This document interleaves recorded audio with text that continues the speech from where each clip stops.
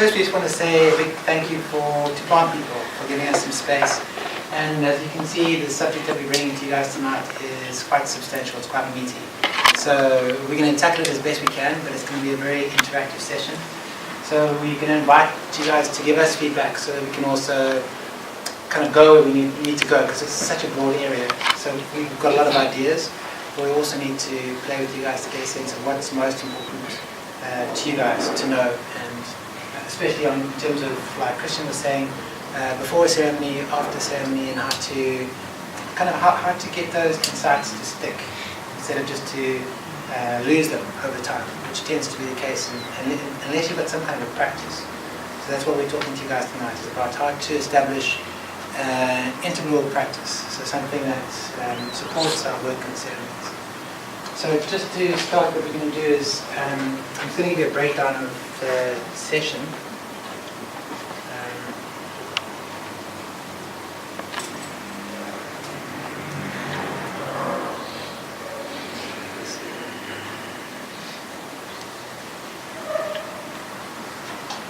This is just a format for tonight. So we're going to talk first about our stories, how Leanne, how I also came into medicine. So this is about 10 years or so, and we'll talk about our experience and how we kind of got into this space. And then we're going to do a short exercise, followed by, this is kind of the meat of it. We're going to talk about the integral map. So you'll be using this map to help us to frame integrative medicine practice. So that's the integral map, the Enneagram, the family constellations, that's kind of the bulk of our talk. And then we're going to round it up and just kind of give you guys more of a sense of what we do. And we're not standing here saying that we've got it absolutely right, we're just saying this is the direction that we're focusing on. And this is the path and the kind of approach that we are trying to walk. So you guys will also have your ideas, and that's going to be good for us to see how you're doing some of these things, and for this to be more of a dialogue, so we can kind of work together. So any questions on the structure in terms of what we're doing? All on board? Yeah. Okay. It does feel like quite a big subject, doesn't it? It feels like when we said to Lana we wanted to do integrative practice, we thought afterwards like, well, are we sure we want to do this, because it really is quite a big subject for us. So we hope we did good, and yeah, we hope you enjoy it. I also just want to take a moment to thank Ilana.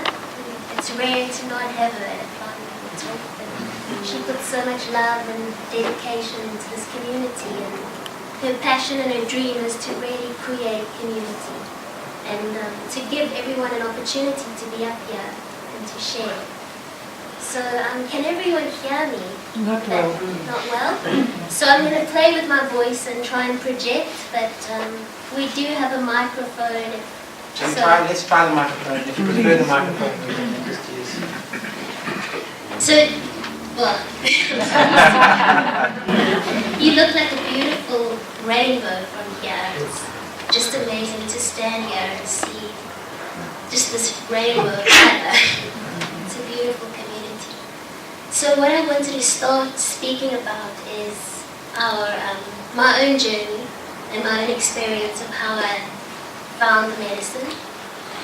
So a lot of you, as I speak to you, you usually read books and you find out about ayahuasca, or you meet friends and you make a decision to do this medicine. So my story was a little different. I was very young, I was about 22, 23. And I was living quite an alternative life, and living a life where I was trying new things and stepping away from the conservative way and trying different healing modalities. But at the same time, I really thought I'd love to just leave this and live in the suburbs and get married. I just imagined marrying like a lawyer or a doctor. I really had this desire to fit in and be part of society. So that's, in a way, that's how my journey started. And from there, it took a very big turn, and I ended up in Brazil with a friend, with an ex-boyfriend actually, not really knowing what I was getting into. I think I was actually trying to impress him or trying to...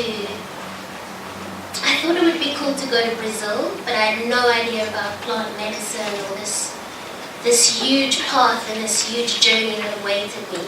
So I ended up in a community called the Santo Daime community, and Ryan has a few photos behind me. So it's in the south of Brazil. It's the most amazing community. They've been really living in community for a long time. There are parents and grandparents, their children, grandchildren, and all drinking medicine together. So I ended up in this community, a very beautiful, very amazing, inspiring community, but at the time I was completely out of my depths and drank this very strange liquid. And I think one of the first, it's a very divine being, and one of the first questions she'll ask you is like, why are you drinking me? Why are you here? And in that moment, as I drank this medicine, I realized, wow, I actually don't have a good reason. I never even considered why I was here. So it was a big wake-up call for me. And from there, it was a huge,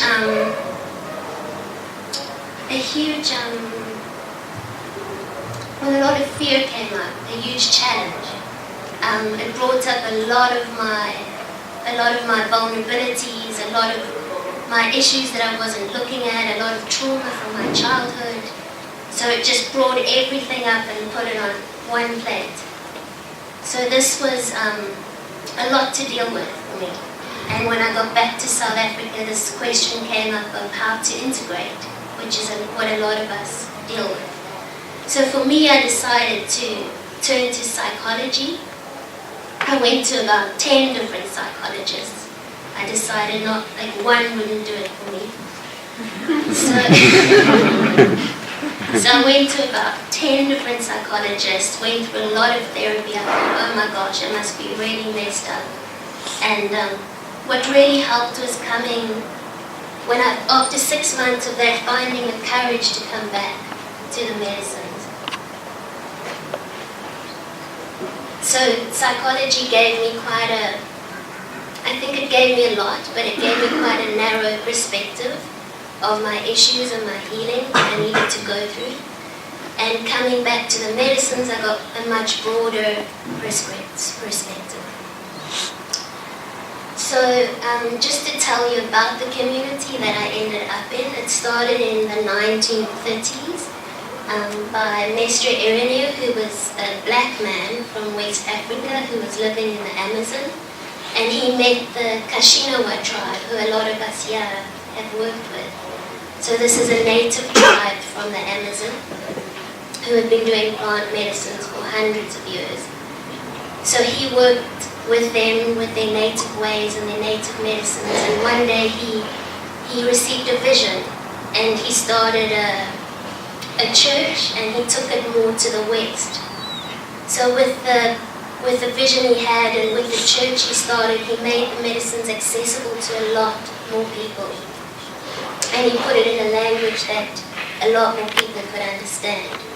So today they have big churches in Brazil where they have about 500 people in the Amazon drinking. In the community I first ended up in, my first ceremony was about 200 people in one ceremony. So you can imagine in the ceremonies we do here, there's usually about 20, 30, 40, and even in such a small ceremony there can be a lot of chaos and a lot of processing. So with such a big group they have to have quite a lot of structure, and a lot of, it has quite a specific design to keep everybody in harmony and everybody in a clean, protected space. The church also honors a lot of the nature spirits. Okay, so Ryan says I should tell you.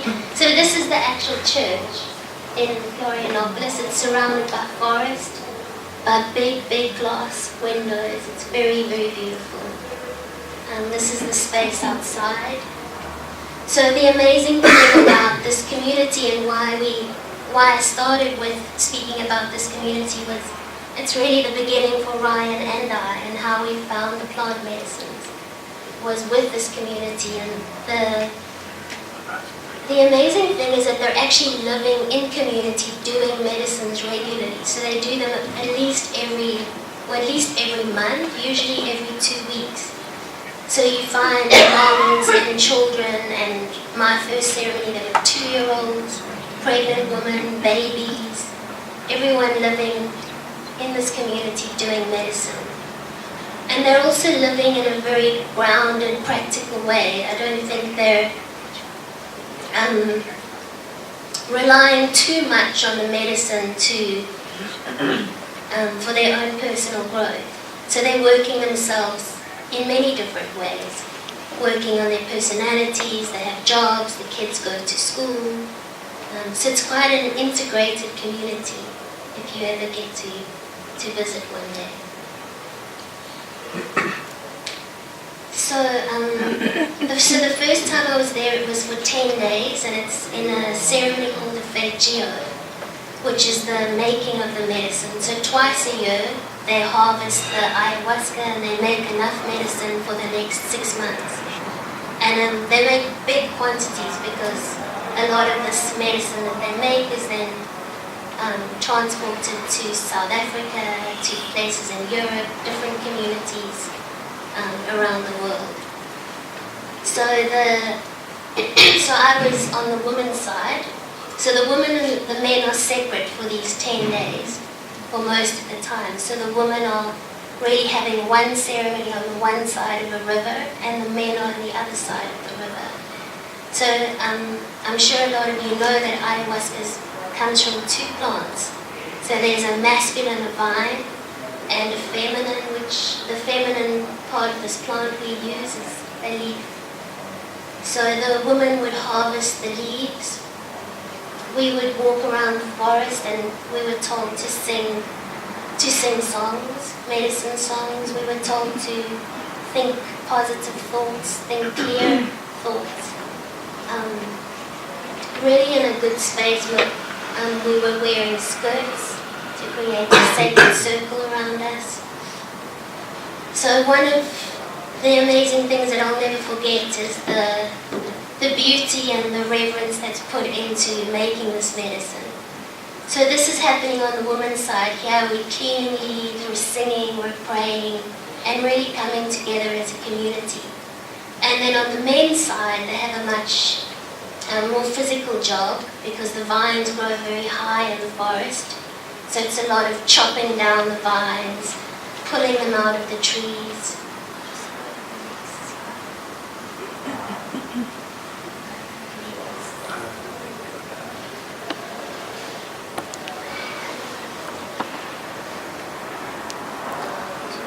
So this is the vine that they harvest.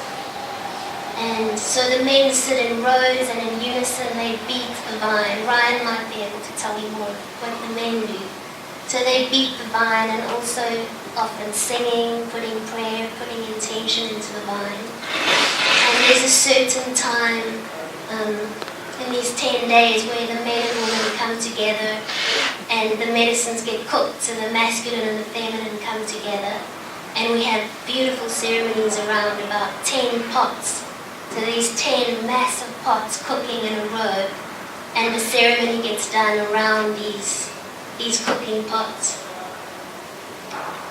So we've been back a few times to make this medicine. So the first time I was here was in January 2006. This is me looking very lost and scared and confused in the forest. And we're also drinking medicine, so they're giving us small amounts of ayahuasca that we're drinking as we're harvesting the medicine. So from there's so much I can tell you about this community, but I think I'll leave it to Ryan to add a few things. So from there I came back to South Africa, And we continued working with this path for the next 11 years, 11, 12 years. So they've been coming to South Africa. There's a small community in Johannesburg and Cape Town. The great gift and inspiration is still in Brazil, I think. So our other experience that we've had over the last 10, 11 years has also been working with different tribes, especially Yawabani, the Kashinawa tribe, doing a few dietas a year. So I've been doing for the last about 7, 8 years, I've been doing a few dietas, sometimes 4 dietas a year. So it's really been a part of my life, and every month we're doing a ceremony, sometimes 2 ceremonies. So with my friends, we usually don't go to the movies and hang out, we usually do ceremony. So it's very much been a part of our lifestyle. And so what we've realized and what our talk is about from here is what do we need to grow and to better ourselves, because I think it is a responsibility, taking these divine beings and these plants, a responsibility to really look at ourselves. And sometimes I think from our experience it takes more than ceremony, and it takes more than just drinking medicine. So the real work comes after the ceremony and the weeks and the months to follow. Whatever your path is, whether you do medicine once or whether you do it once a year, whatever your rhythm is, there's still a huge responsibility to follow it up.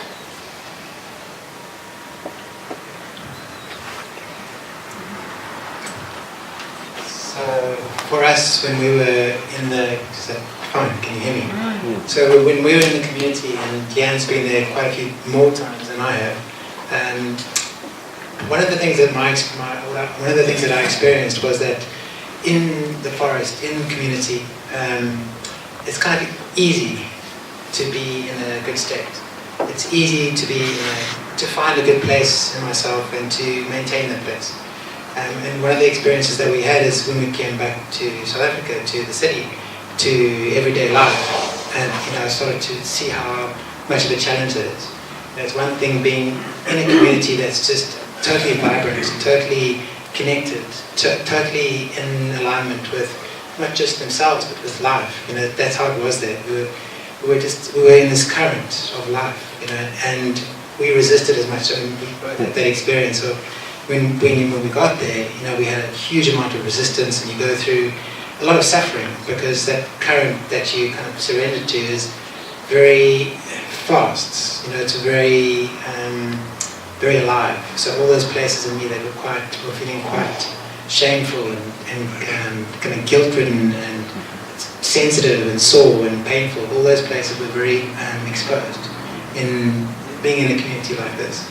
So this kind of became this, for me and for Leanne as well, it became a question. How do we, because it didn't feel like our destiny was to be living in this community. So we had to figure out how to come back to our everyday life and how to bring some of these teachings and some of these insights that we learned there into our everyday world. So this is actually the picture on the bottom left. That's the factory. That's kind of the factory where they cook the medicine. So you can see there's a huge furnace underneath, and it's just pumping about usually between 6 and 8 big drums of medicine, and this is going for about a week, sometimes 2 weeks, depending on the criteria. So when you're in that kind of common group intention, when everyone's focus is in the same place, and you kind of fall into the sense of just unity and community and common good. For us, we realized that was the deepest desire in our hearts, and that's the way we want to live. And we feel that that's, the more we speak to people, the more we see it, that seems to be everyone's deep desire. We all feel good in this kind, doesn't have to be exactly like that, but we all feel good when we're connected, when we have good relationships. And when they're not just superficial, but they're meaningful, when you can actually go to your friend and they feel like family, you can actually go to your friend and you can really share yourself in a vulnerable way. So that's what we learned there, and the big challenge was coming back. My personal story, I'm not going to say too much, but basically, just to echo some of Leanne's experience, but I started off in India. So I was looking for, in my early 20s, I was reading Carlos Castaneda, and I was thinking about Don Juan and peyote and all these things, but never imagined that I would eventually find something like that. And then I gave that up, and then I went to this kind of enlightenment business, and I thought I'll just go for a one-shot enlightenment treatment in India, and that definitely didn't happen. I got very much the opposite of enlightenment in India. After a couple of years, I really just, it kind of really took me to a very difficult place, because all those expectations I had about a spiritual life were flattened. So from India, I met a girl from Chile, and she invited me to Brazil on a yoga retreat, and that also fell flat. And on my birthday, she dumped me. So I had the backbone. I had India telling me, slapping around and leaving me in the gutter. And then to cap it all off, I made this huge trip to Brazil. I had really good expectations, like I thought, well, yoga and romance and all these things, but yeah, it totally fell flat. And I had nowhere to go, literally nowhere to go. So I was kind of stuck in Brazil, and this feeling of like going up north into the Amazon and meeting kind of a shaman type character, going kind of into this shamanic Carlos Castaneda space, and instead somehow I landed up in this crazy church, and it really is totally, it's another world. Like I got there, and the first time I saw Leanne, she had just taken Kampong, or actually your partner had. So my first encounter with medicines was seeing Leanne's partner blow. I don't know if you guys all know Kampong, but literally his face was blown up, and I had no idea what I'd stepped into. So, and then from then, the first experience being in ceremony, like Leanne was saying, with so many people. Just having 150, 200 people, and feeling like you're in this current. Just this. It's a sense of, there's sometimes dancing. Okay, it's not traditional dancing, but it's quite disciplined dancing. But it's a beautiful thing to surrender to this community, the sense of togetherness, and especially being in such big ceremonies where it's you just start to sink in something bigger than yourself. So yeah, basically that led us up to coming back to South Africa, and like Leanne was saying, trying to kind of engage with this question of what to do now. So now, since we got back, we've both been working locally and doing various ceremonies and being part of the movement here in South Africa, and also creating links with other movements, because that's what we taught by our teachers, is that the integration is for everyone. We don't exclude anyone. We always try to find connections and links and networks, so that we can work together. So basically,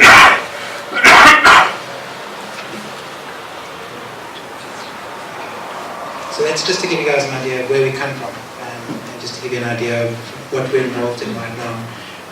So what we're going to do now is we're going to start with, did you guys get those questions on Facebook? We sent a few questions in the plant portal. We'll ask them again, no problem. Yeah. So, just what Ryan was saying, is that we all have our own story of how we found the medicine, whether it's Peruvian tradition or Brazilian shaman tradition, whether it's our story. We all have different stories. And the amazing thing about this community is that we're a group of plant people coming together. So we're not just working with Peruvian traditions or just Brazilian, or we're bringing all our traditions in one room in a way, and finding similarities and finding respect for each other. So we're going to get to know the room and get to know all of you. So I just want to find out who has never taken plant medicine or never taken ayahuasca. So just a few of you.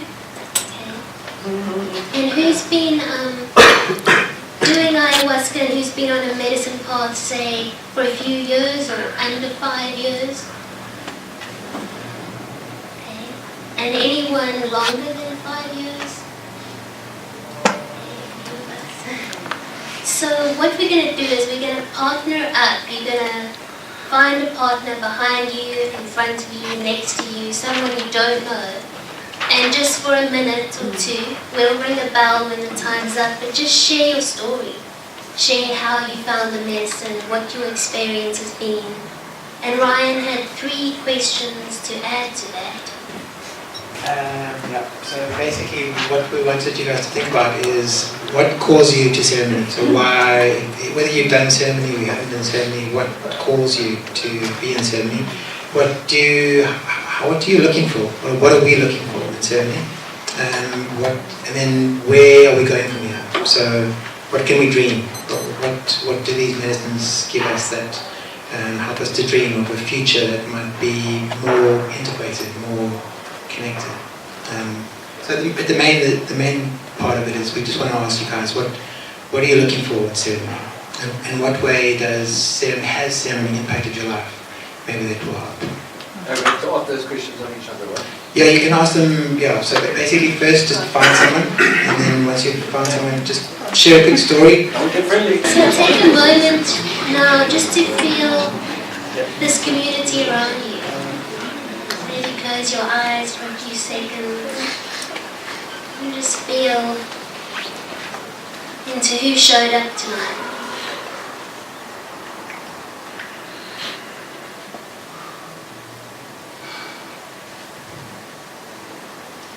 So from here we're going to open it up, and if anyone wants to share something to the room, and the question Ryan wanted to focus on was, why do we do medicines? Why would we continue to do medicines? What are we looking for?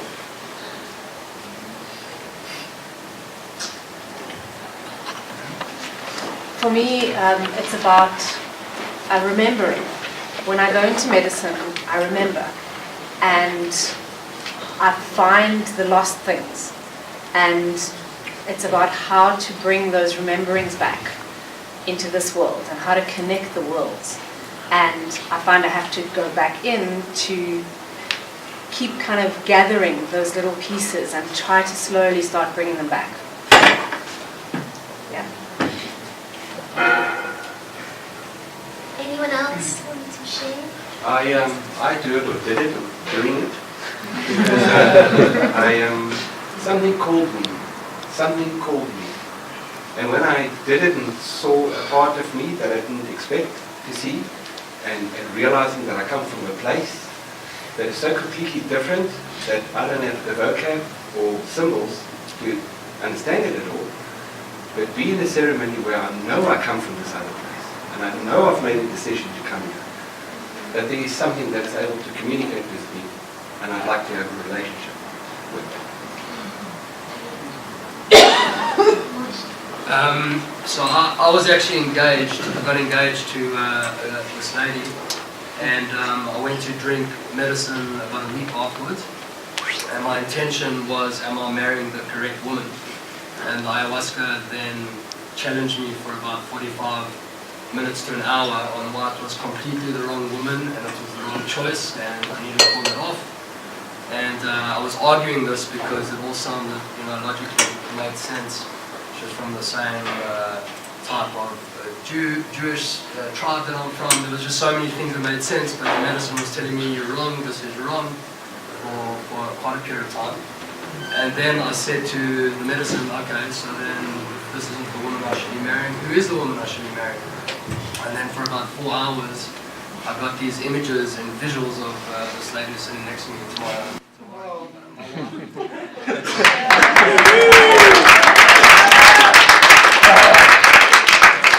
So the medicine has profoundly shifted me in so many different ways, from like just personal, getting in tune with my heart, to purifying myself to be ready for a relationship, and there's just been so much profound growth and learning from it. So like I owe a lot to the medicine, to this path. Wow.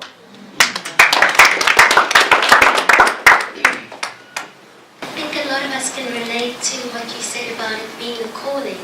So how I shared in the beginning, I imagined my life would be more conservative. So it wasn't really a decision I made with my mind or my ego. My ego actually resisted it a lot, but it was a a calling from my spirit and my heart.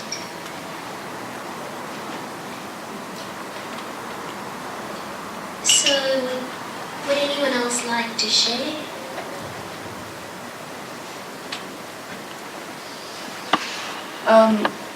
I went into, actually, my first ceremony was with you, Mishwaka, at Liesel's in Babush. Oh, wow. Yes, a very special time. Quadrants in the Western Cape. Yes, just outside Malmesbury. And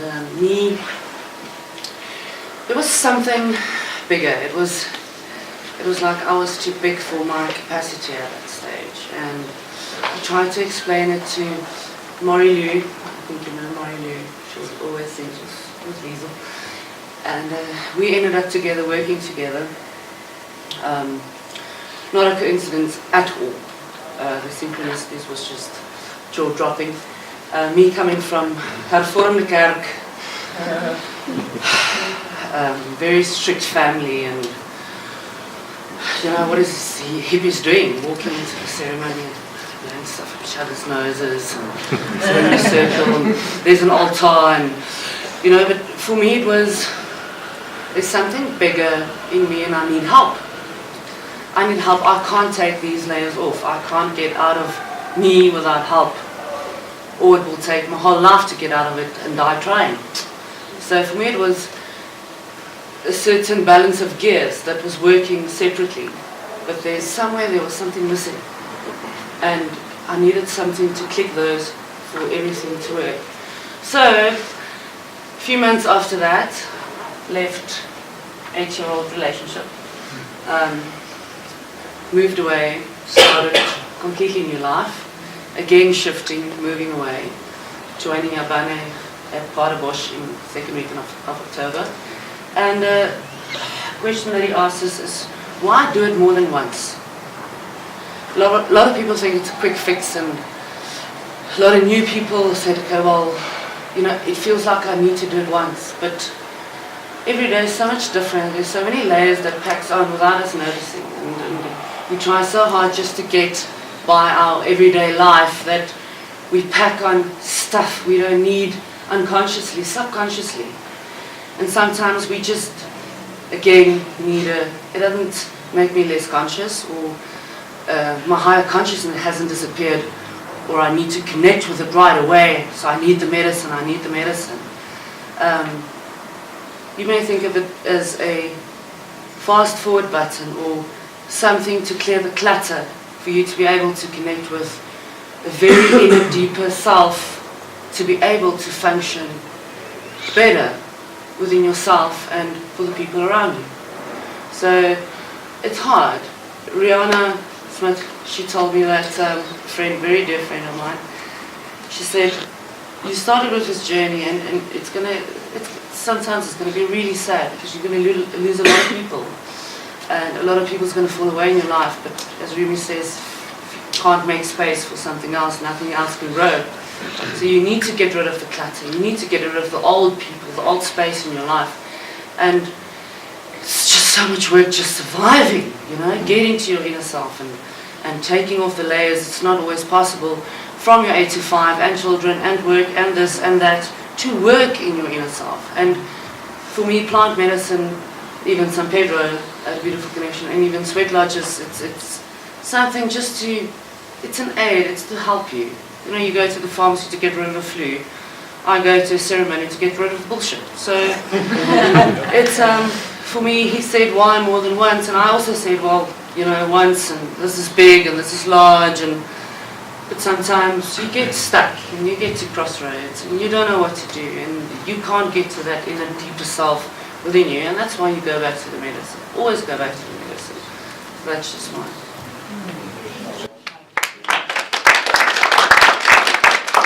So what's coming up and what comes up often in people's stories is, like you said, we go to ceremony to get rid of bullshit. Or a lot of us go to ceremony and we receive amazing insight, like Moshe's story and how he ended up making this big life change from the ceremony. But from there, we need work and we need assistance in between. So what do we do in between the ceremony? So if we want to grow, we I don't feel like we can just go to ceremony and then wait until our next ceremony. So our talk is from here just exploring a bit about ceremony, but also that time in between ceremony. So not relying on the ceremony to change our lives, because the ceremony allows us to wake up and it gives us insight, but it doesn't actually change our lives for us. So often in ceremonies I'll receive a really important insight, like I have to phone my mother, or I have to connect with my family, and it's up to me the next day to wake up and pick up that phone. So often we'll receive insight and receive the waking up, but we don't follow it through. And then we wait and we wait and we go back to another ceremony. So Ryan's going to speak about a few maps that he knows to help us navigate through this journey. And these photos behind us, we just popped it in there. I'm just going to share quickly, it was a ceremony that happens once a year on the 2nd of February. And a lot of people in Brazil celebrate Iemanjã's birthday, and Iemanjã is the queen of the ocean. So in Brazil they celebrate the Orisha, which is basically giving consciousness and awareness to all the nature spirits. So the spirit of the volcano, the spirit of the ocean, the spirit of the rivers, the spirit of the forest. And this was one beautiful ceremony we went to where you're honoring the spirit of the ocean. So this is an altar on the beach, and everyone wears white. We arrive on the beach at around midnight with lots of excitement and mystery around us. And we spend the early hours of the morning doing medicine, dancing on the beach.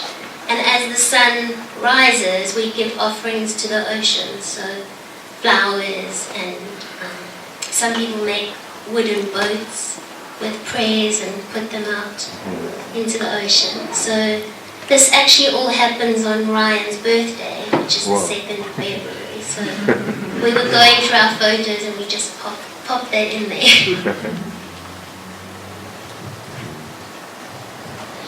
So the second part of the question is what are we looking for as the first part. The second part is where we're going.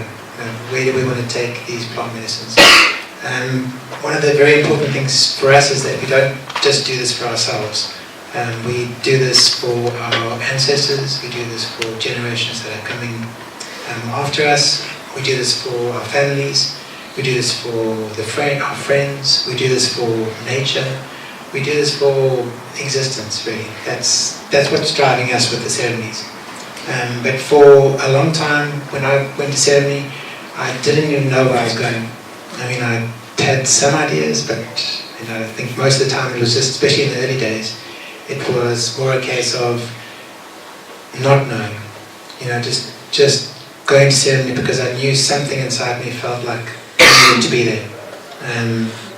So the answers came with time, but as the answers came, I started to realize sometimes the times that I maybe in the past thought that I should be in ceremony, as I started to engage and connect more with the ceremony itself, sometimes I decided, no, it's not the right time for me to be in ceremony.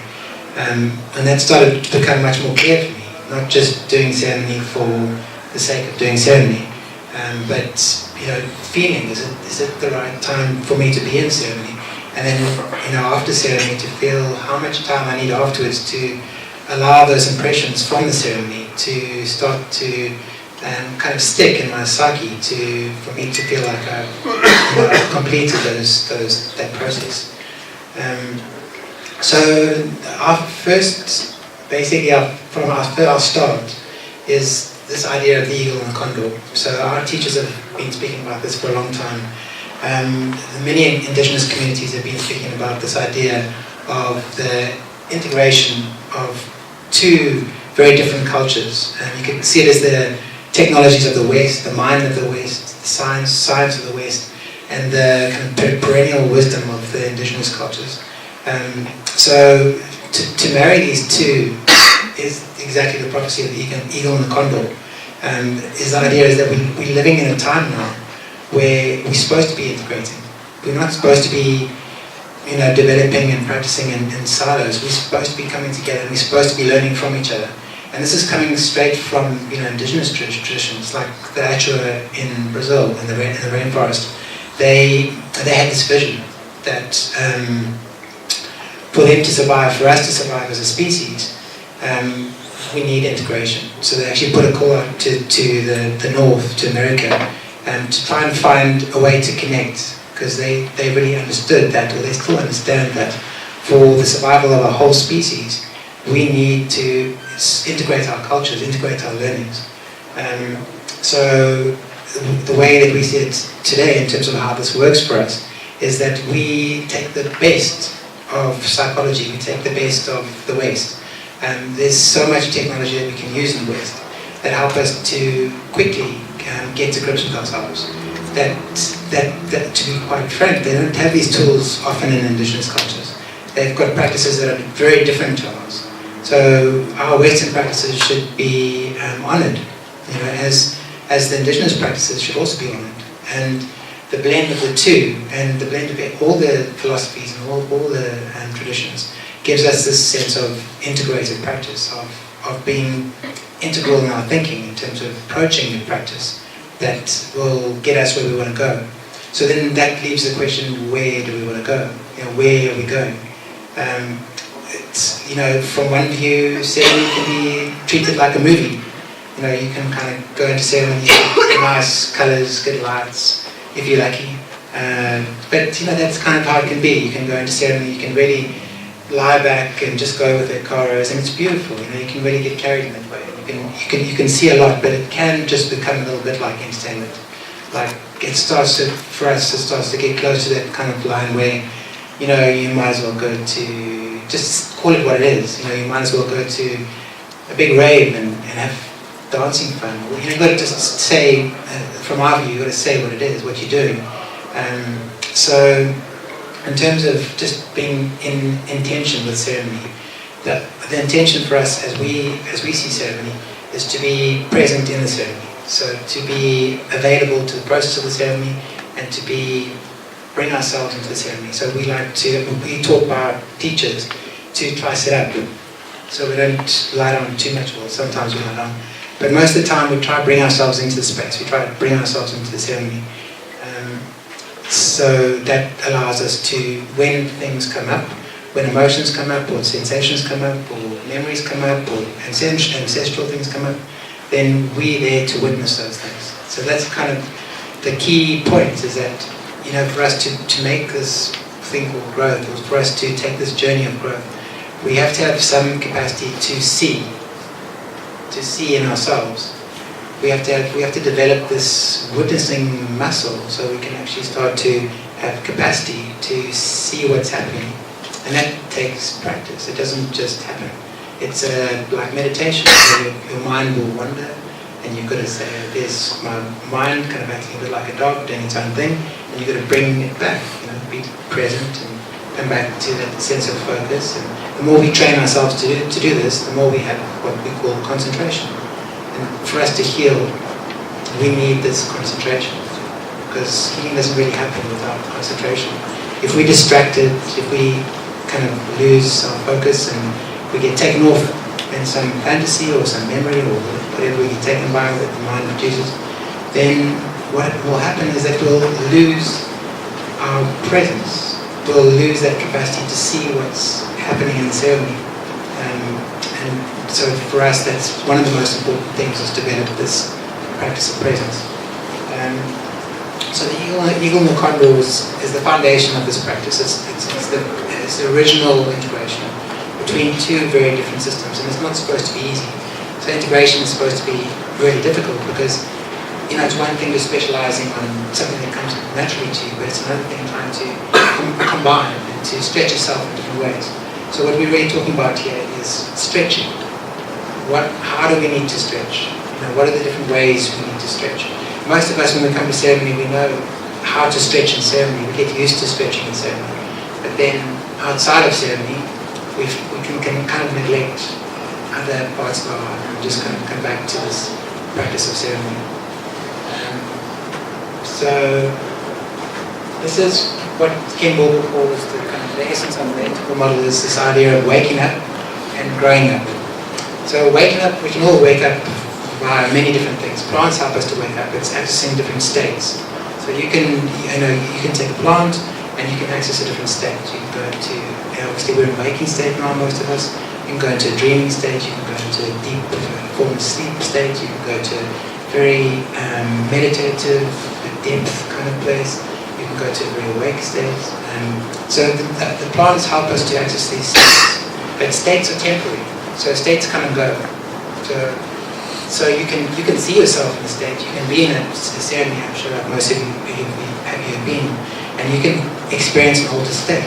You know what that feels like. You can witness that state. You can be sitting there and say, oh wow, I already see myself in a different state right now, and it's tangible. It's something that's available to you.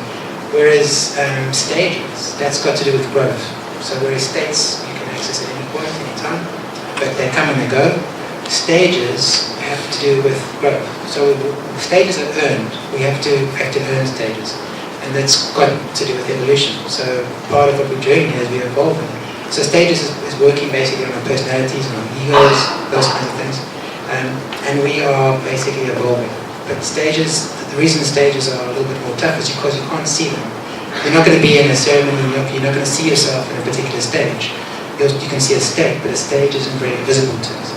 So we have to just keep these ideas in the back of our mind, or at least we think it's a good idea, to see that the two major tiers is waking up, and practicing ceremony, that's very good for waking up. Doing meditation, very good for waking up. And then we have to complement that with other practices that help us to grow up. So we can grow up in many different ways, and we're going to go through some of the ways we can focus on basically growing up. We want to also look at this whole growth and development story. It's a bit like a story. People tell stories. We're not going to stop telling stories. So this is just a story of development, a story of growth. But it's a good story for us to tell. We can tell stories about how bad our lives are and not going anywhere. That's not going to get us very far. So if we tell stories that make us feel like we've got purpose, we've got meaning, it's going to enrich our life. Does that make sense? So the way that we look at it is we're storytellers, so we might as well tell good stories. And the story of evolving, becoming better people, not from a perspective of that there's something wrong with us, but from a perspective that that's the nature of life. We want to be involved in this process of evolution because it feels good. It feels like, for me, it feels like it's like that's the only game in town. We want to kind of unfold. We want to find out more. We want to explore more. What's the deepest story? How can we tell a story that's even more connected to our sense of purpose? So that just gives you a sense of, obviously in the middle there you've got the ever-present nature, just that sense of beingness, that sense of witnessing, and that's available to both states and stages. So that's a very kind of foundational concept, and it's quite curious for you guys. Is that something you are aware of, or you've heard about, or disagree with? No one disagree? Aware. Aware of, okay. So the integral model is something I'm really super passionate about. The integral model is pioneered by Ken Wilber. In my opinion, he's really one of the greatest philosophers of our time. And what he's done is his idea is that for us to evolve and for us to survive and for us to get along as a species, we can't exclude anything. Everyone's got a little bit of the truth. So as soon as you exclude something, it starts to create conflict. It starts to create difference. It starts to create all these things where we start to be in disharmony. So everyone's got a little bit of the truth, but not everyone's equally right. Some people's truth could do some work. Some people's truth, you've got more of a sense of that truth. So, and he also says that no one's actually really clever enough to be wrong all the time. You think about it, it actually takes a lot. You've got to be kind of a genius to be wrong all the time. So, there's this, you yeah, there's this thing of inclusion that actually, it's a simple idea, but it really means a lot when you think about how to bring a practice in relationship to medicine. So basically, this is his model. So he talks about 4 quadrants, and whether you're aware of it or not, these quadrants are in existence every single moment. So whether you can see them or not, or whatever your perspective of, these quadrants, basically from his view, make up life. This is how we see life. This is what's happening in life at any one moment. So you've got the upper left quadrant, so that's this subjective space, that's the I space. So this is us in terms of being able to access our states, our dreams, our psychologies. It's everything internal to us. So in the upper left quadrant, we can see our thoughts, we can see our emotions, we can see our sensations. It's everything from this I perspective. So look at these as lenses, so we can look at anything with these lenses. So what we've got here is thoughts, emotions, memories, states of mind, perception, and sensations, like I said. So then you've got the upper right, so that's the objective space. That's a space that science fills. So looking through a microscope and being able to look at whatever you're looking at and bring it down to atoms, molecules, whatever the case is. But it's that second person perspective, so you're looking at it. So like for instance our bodies, our behaviors, all those things, they're observable. You can see it from a distance, you can say that person's behaving like this, that body looks like this. So material body, and they say anything you can see or touch in time and space. So anything that you can, so we can see ceremonies in the same way, we can see ceremonies in a sense of an object that we're watching. Then the we space, so that's the culture. So right now we're having a we experience. I'm having an I experience. I'm also having a we experience. And so you can start to see, we can see from the we perspective, we can see from the I perspective. So from the I perspective, we can check in with ourselves, we can go into our bodies, we can get a sense of sensation, we can find all kinds of experience. We can feel our hearts, we can sense our mind, but then we can come out and we can be aware of this we. So both of those are happening simultaneously. And then we can also look at the sense that this is something objective. We're looking at presentation. We can see bodies in the space. That's just looking from an objective point of view. And then the it's is basically the plural, the outside of the we. So like what Jules and Merkel are doing, they're challenging the constitutional court. So that's a way of being in the lower right quadrant. That sense of being engaging in our cultural and legal system, social system. So I'm going to just go to the next slide because it's even more meaningful. This is the crux of the integral model. In that, what Kendall was basically saying, this is based on Claire Gregg's work and other writers, is that we've got lines of development and we've got levels of development. So lines of development give us a sense of what we can develop as human beings. So why this is important is because as human beings we can develop so much. There's so many things we can work on, but we're not always conscious that we're working on the things. So when you're looking at lines of development, we're saying, okay, they've kind of identified 16 core lines of development. And these are areas that we should be looking at, as people who want to grow and people who want to be more proactive and productive. These are areas that we should be looking at. So the first line, you've got cognitive. So that's about perspective taking. That's a line about, can I take your perspective? Can I see how you see? Can I get out of my shoes? Then you've got interpersonal, so that's relationships.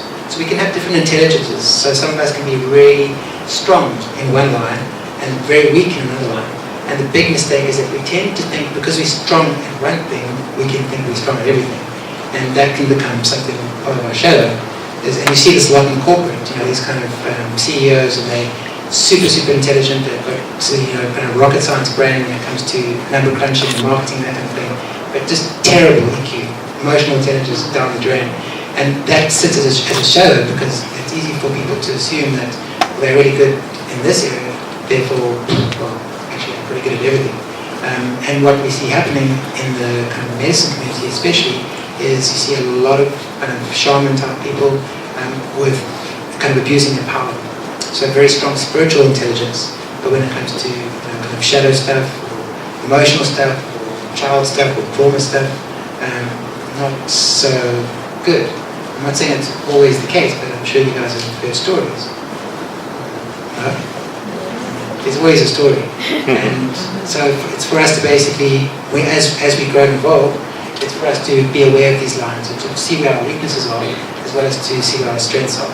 So just to run through them quickly, you've got cognitive, you've got interpersonal, self-identity, you've got moral, so some people can be very high in the moral line, but not very good in the emotional line. You've got values, you've got needs, aesthetic, body intelligence, dance, yoga, anything to do with the body that can be a whole line by itself. Some people are extremely good on the aesthetic line, but again, not so good in other lines. So you've got psychosexual, so that's shadow stuff, that's looking back at our childhoods, looking at things that we still need to attend to that keep showing up. Then you've got the emotional line, so that's really kind of how do we relate, how do we relate with each other, what do we do with our reactivity, how do we discharge some of that reactivity, and how do we become better relators. If you, for instance, are focusing on the spiritual one, then what's interesting in terms of this research is that they say if you want to get better at your spiritual intelligence, it's actually not always a good idea to carry on doing spiritual things. Sometimes weightlifting might be a good thing for you to do to actually get further in the spiritual line. So by working on the other lines, it actually feeds back to the lines that you really, really are interested in. So we all have those kind of 3 or 4 lines that we just naturally tend to develop more quickly. But what we don't always know is that by attending to other lines that we're quite weak on, especially our weakest lines, they can really help us strengthen our focus lines. So, anyone got any questions about this slide? What are explain the levels of consciousness on the side? Would that be arranged?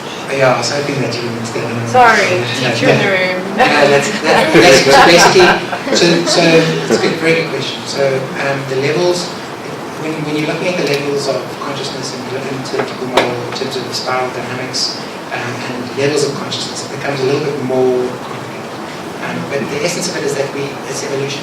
So atoms become molecules, become cells, become intercellular organisms, become bodies. So we kind of, each stage transcends and includes the previous stage. So a cell becomes a molecule. A molecule contains a cell, but it's something more than a cell. And then a molecule becomes kind of an organism, an organ of something. So that's the nature of evolution. It transcends and includes. So nothing's left out. So it's the same movement in evolution. So as we develop in ourselves, those are just the stages on the left-hand side. But they're disputed. There are different ways of looking at those stages, and there's different models. But the idea is that as human beings, we always start. Again, all the starting places. I think it's magic, mythic, rational, plural, and then integral. But this, you can really break that down and go way further. But as human beings, we start off. All of us, we start off at point A. So we're born into these bodies, we become very selfish, we become very focused on what we need, when we need it, put a hand up, we scream, we shout, all those things. That's kind of that magic stage. And as we grow and evolve, we grow, hopefully, and the human species is very much a rational, kind of pluralistic, scientific mode. Well, now it's not pretty scientific, it's trouble, but anyway. That's the mode that we're in. We're in this kind of rational, but maybe a little bit higher, but most of the species is in that place. So when you get a sense of, and it's kind of evolutionary drive, you can also get a sense of why there's conflict. Because people are coming from very different world views. From a rational world view, you're not really seeing a pluralistic or integral world view. So you've got to really get a sense of, the world view really looks different. So when I look at my own world view, I've got to be able to step back and say, well, that's interesting. That's the lens I'm looking through. But I can still get a sense of someone else's worldview. And in that way, it's easy for me to find a way to connect with them, because I know the language of the worldview, because each worldview comes with a language, if that makes sense. So, like I said, no one's going to be top on all these levels. This just doesn't happen. There probably are some remarkable human beings which are pretty high up, but it really doesn't happen. Most of us are pretty good, one space and really battling in other spaces, and that's just the nature of it. It's a gritty thing, this human experience. We're not supposed to, we're here to get into it and to kind of really be in it. And that's the challenge, to not to run away from the stuff, because the bypassing can be the opposite. We can be in the spiritual bypassing phase, and we can be like, don't need to look because I'm spiritual, don't need to look because I'm meditating, don't need to, there's a whole bunch of ways we can bypass the simple impulse to grow. Because we have that in us. We've got this simple, look at the flower, look at any part of nature. We want to grow, we want to evolve. But it doesn't mean that we lose that sense of that actually there's a part of us that's absolutely fine, doesn't need to evolve, doesn't need to grow. That sense of stepping back, when we all of a sudden find we're nothing. Just being. So from that perspective, we hold that truth too. We don't evolve from there. When we come forward, we find ourselves in these little bodies with these little egos, sometimes big egos, and we then we in a different space. And then it's appropriate for us to think about these kinds of things. So.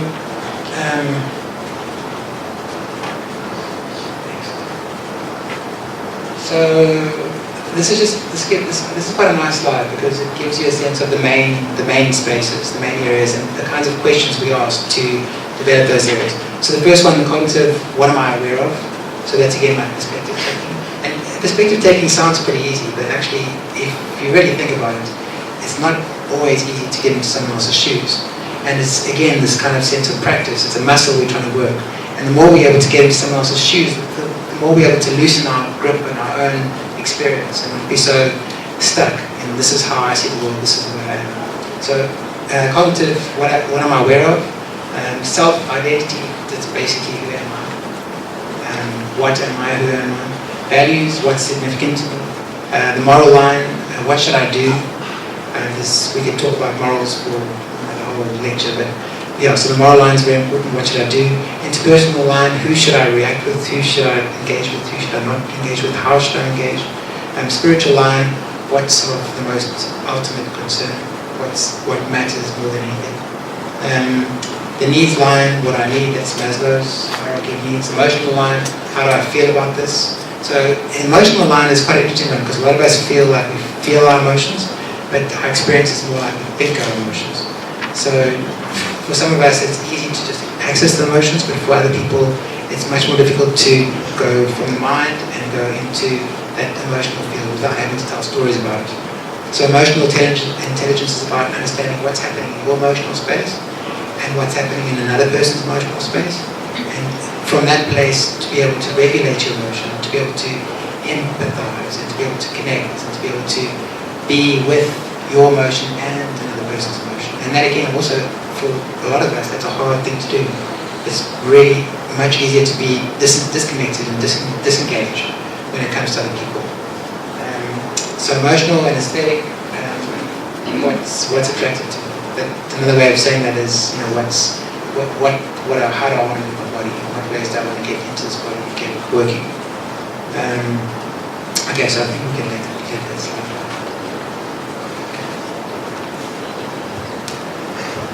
So we just threw this slide in because Brené Brown is one of our favorite authors, so I'm sure most of you know her. If you don't, write her name down.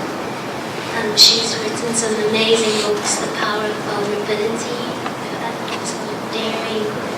Daring Greatly. She has a few books and she's really helped us in our relationship, especially on this path. And looking at this slide, it's really just reminding us to have vulnerability. A lot of us on a spiritual path or being spiritual seekers, being many years on the spiritual path, we feel like we have to know it all or be somewhere. And it takes a lot of vulnerability to really look at where we need to grow and look at our wounds and look at where we can improve ourselves. And one thing Ryan wants to remind us all of is having the courage to admit that we're wrong. So actually getting to a point where you enjoy being wrong because it's a discovery. It's a point where you know you can grow. So that's it. We're going to move on to the Enneagram from here and then speak about family constellation.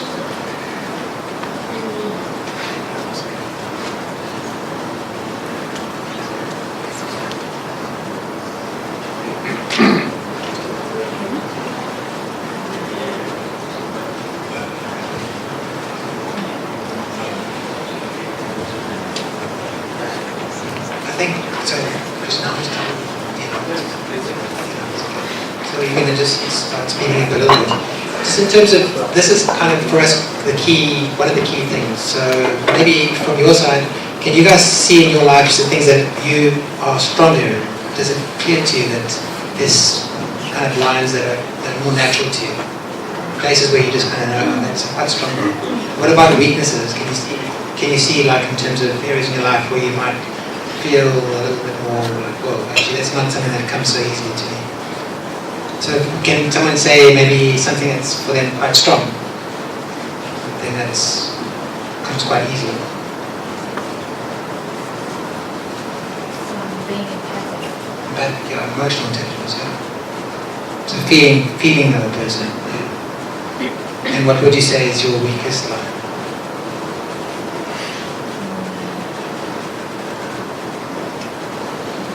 I think that self-identity. Yeah. But I need to get back to that. Yeah. So it's exactly that. It's coming from a place of you're not trying to like beat yourself up. Wow, that's my weak line. No, it's more like just getting a sense of how you stacked and what way you stacked. So the Enneagram is another tool that we use. So is anyone familiar with? I'm sure many people are familiar with the Enneagram. So the Enneagram basically helps us to get a sense of that we've got three. The main point about the Enneagram is we've got three different intelligences. We've got a heart intelligence, we've got a gut intelligence, we've got a mind or mental intelligence. So and what tends to happen is that our personalities are caught up, fixated in one of these areas more than the other two. So some of us tend to be more heart people, some of us tend to be more mind people, some of us tend to be more gut people. So what the Enneagram helps us to do is to get a sense of where we are on that map in terms of our bodies and what drives us, what motivates us. And then from there we get clear insight into our patterning. So that's what our motivations are, our shadows are, our fears are. So the Enneagram is an extremely useful map to get a quick glimpse, to find yourself on the map and then get a quick glimpse into, okay, well, this is what's kind of driving me, this is what I'm deeply afraid of, this is what I really care about, these are the things that are likely to become very easy to me, these are my strengths, these are my weaknesses. So it gives you a very succinct view very quickly once you've got your style. So those of you who've been working with the Enneagram, has it been a useful thing for you? Anyone else? Okay, good response. Okay, so just to give you a sense of what the Enneagram, there's 9 personality types. We obviously can't go into it tonight, but there's 9 different types. So what you'll see there is that these are so these are basically 9 different motivations for behaving, for the way that we behave. This is what drives our behavior. So for the 9, it's keeping peace, making balance, not making any conflict. These are the guys that avoid conflict at all costs. For the 1, it's preoccupation with doing the right thing, being good enough, justice, those kinds of things. The 2 is making sure that people are taken care of. That's all. The 2s you'll notice people who have that 2 style of taking care, helping, and it can become like an addiction. You just can't stop helping. And even when you see yourself and you're completely depleted, you still want to help some more. So these are all things we can take into ceremony. As we get to know our conditions better, we can take these patterns into ceremony and we can actually work with them. So the 3 is have to be successful, image conscious. It's got to get out there. You've got to see me as the best. Whatever I'm doing, I'm the best. The 4 being unique, having a sense of depth and bringing uniqueness into the world. 5 having to understand. 6 being safe. 7 is kind of the glutton personality, wants everything, kind of very thirsty and very pleasure driven.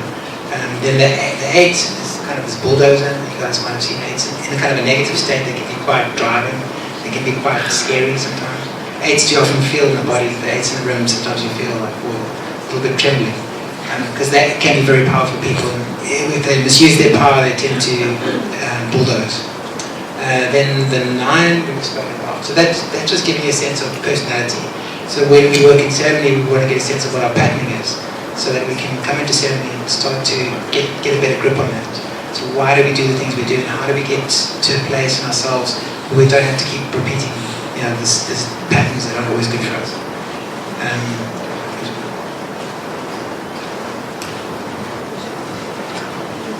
So just on the Enneagram, how it's really helped me and what I've seen people use it for is to really get to know the personality, get to know the ego, and realize that we all have different points of growth.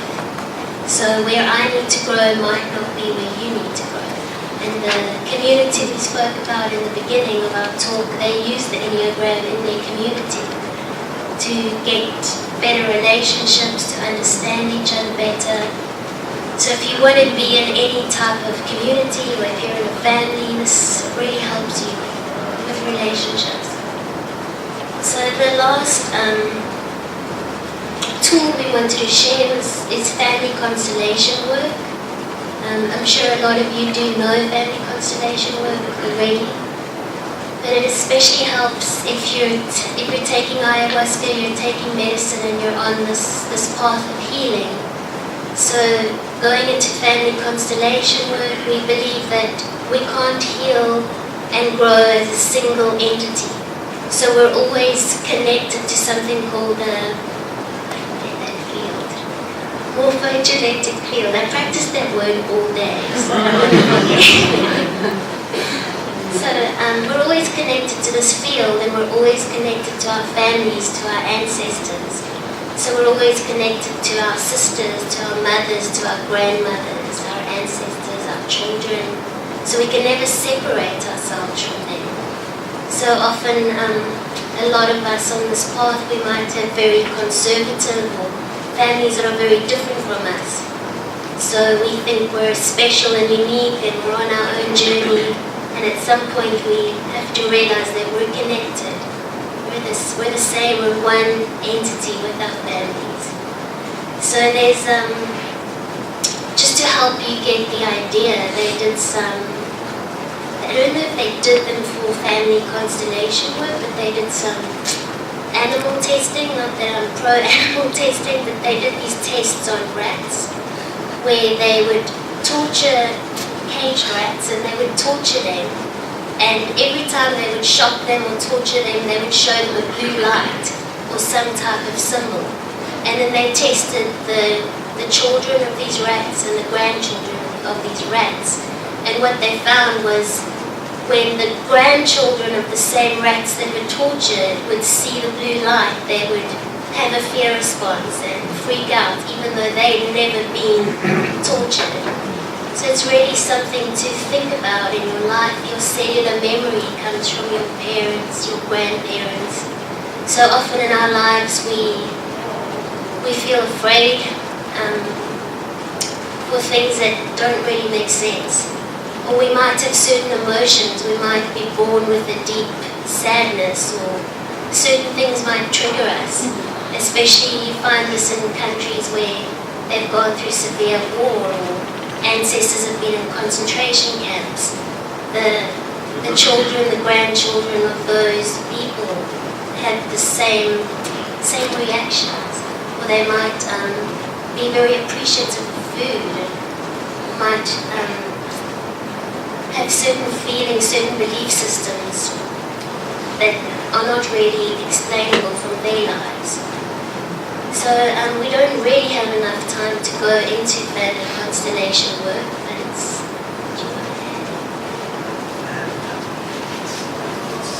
So unfortunately, we don't have anything to add right now, but it's something worth exploring. Well, just especially in ceremony, we can't see those ancestral patterns, so sometimes we have to go and check it in the field, because the idea behind family constellations is that there's this morphogenetic field that has a memory, so it remembers the patterns that have come before us and how we are in relationship to those patterns.